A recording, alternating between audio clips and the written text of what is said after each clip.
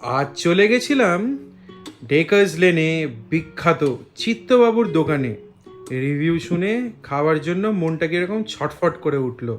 গিয়ে দেখলাম veg chop, ডিমের devil, fish fry, fish cutlet, fish butterfly, fish role, diamond fish fry, chicken pakora এবং তাদের ফেমাস পাউরুটি এবং চিকেন স্টু। হাঁড়িটা যখন জাস্ট খুললো চিকেন স্টুয়ের, দেখলাম চিকেনের পিসগুলো ঝোলের মধ্যে সাঁতার কাটছে।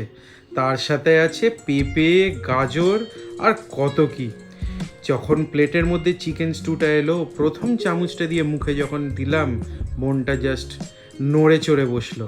চিকেন স্টুটা বেশ সুন্দর ছিল, খুব লাইট এবং খুব ফ্লেভারফুল। আর ব্রেডটা চুবিয়ে খেতে জাস্ট লাগলো ওয়াও। তারপর চিকেনটা টেস্ট করার জন্য চিকেনটাকে ছিঁড়ে যখন মুখে দিলাম, কি আর বলবো, চিকেনটা এতটাই সফট ছিল যে মনটা গুগলি ডুগলি হয়ে উঠলো।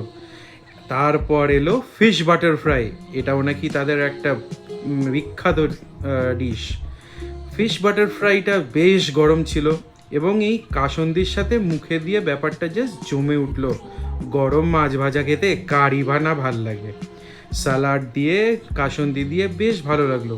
ফিশ বাটার ফ্রাইটার মধ্যে মাছের কোটিং একটু ম্যাশড জাতীয় ছিল, কিন্তু খেতে বেশ ভালো ছিল। চিত্তবাবুর দোকান সকালবেলা খুলে যায় 10টার সময়। অফিসের ভিড় প্রচণ্ডভাবে টানে। জয়মাতারার দোকানের মতন এইটাও বেশ ভালো।